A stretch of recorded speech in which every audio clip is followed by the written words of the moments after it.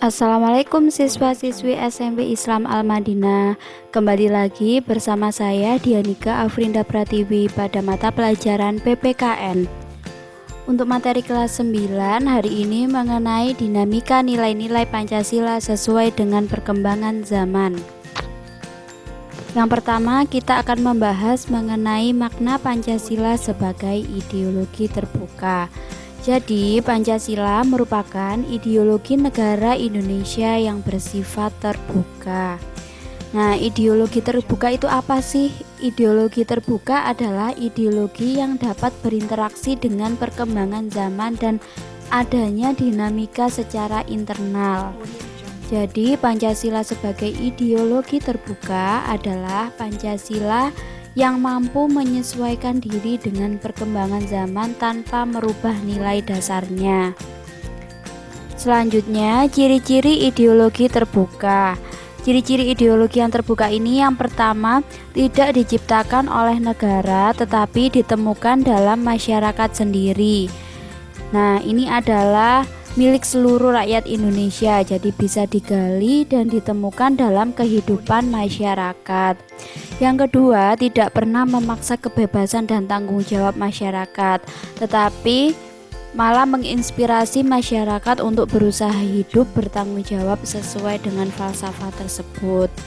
Yang ketiga, menghargai pluralitas sehingga dapat diterima warga masyarakat yang berasal dari berbagai latar belakang budaya dan berbagai macam agama. Selanjutnya, Pancasila telah memenuhi syarat sebagai ideologi terbuka disebabkan hal-hal sebagai berikut. Yang pertama, memiliki nilai dasar yang bersumber pada masyarakat atau realita bangsa. Contohnya, seperti ketuhanan, kemanusiaan, persatuan, kerakyatan, dan keadilan atau nilai-nilainya ini dipaksakan dari luar atau bukan pemberian negara. Yang kedua, memiliki nilai instrumental untuk melaksanakan nilai dasar, seperti Undang-Undang Dasar Negara Republik Indonesia tahun 1945. Terus ada undang-undang, ada peraturan-peraturan dan ketetapan MPR. Yang ketiga, memiliki nilai praksis yang terkandung dalam kenyataan sehari-hari, yaitu bagaimana cara kita melaksanakan nilai Pancasila dalam kehidupan sehari-hari. Contohnya seperti toleransi, gotong royong, dan musyawarah. Nah, sekarang kita akan membahas mengenai kedudukan Pancasila sebagai ideologi terbuka. Jadi, seperti yang sudah saya jelaskan tadi, bahwa Pancasila ini merupakan suatu ideologi tidak bersifat tertutup dan kaku. Artinya bahwa ideologi Pancasila ini bersifat reformatif, dinamis, dan terbuka dan senantiasa mampu menyesuaikan dengan perkembangan zaman.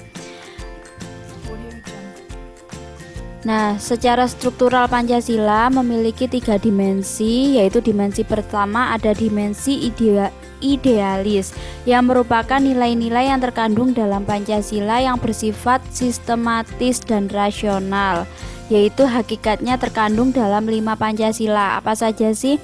Ada ketuhanan, kemanusiaan, persatuan, kerakyatan, dan keadilan. Nah, yang kedua, dimensi normatif, di mana dimensi normatif ini merupakan nilai-nilai yang terkandung dalam Pancasila, perlu dijabarkan dalam suatu sistem normatif sebagaimana yang terkandung dalam pembukaan Undang-Undang Dasar Negara Republik Indonesia tahun 1945 alinea keempat yang memiliki kedudukan tertinggi karena di dalamnya memuat Pancasila. Yang ketiga ada dimensi realitas. Kalau realitas berarti nyata. Jadi dimensi realitas ini merupakan suatu ideologis yang harus mampu mencerminkan realitas yang hidup dan berkembang dalam masyarakat. Nah, oleh karena itu, selain memiliki dimensi nilai-nilai ideal dan normatif, Pancasila ini juga harus mampu dijabarkan dalam kehidupan bermasyarakat secara nyata, baik dalam kehidupan sehari-hari maupun dalam penyelenggaraan negara. Kemudian menurut Murdiono terdapat 3 tataran nilai dalam ideologi Pancasila yang dijabarkan menjadi nilai dasar. Nilai dasar ini merupakan suatu nilai yang bersifat abstrak dan tetap, terlepas dari pengaruh perubahan waktu. Nah, jadi nilai dasar Pancasila ini tumbuh baik dari sejarah perjuangan bangsa Indonesia melawan penjajah yang telah menyengsarakan rakyat maupun dari cita-cita yang ditanamkan dalam agama dan tradisi tentang suatu masyarakat yang adil dan makmur berdasarkan kebersamaan, persatuan, dan kesatuan seluruh warga masyarakat. Yang kedua, ada nilai instrumental. Jadi nilai instrumental ini merupakan suatu nilai yang bersifat kontekstual.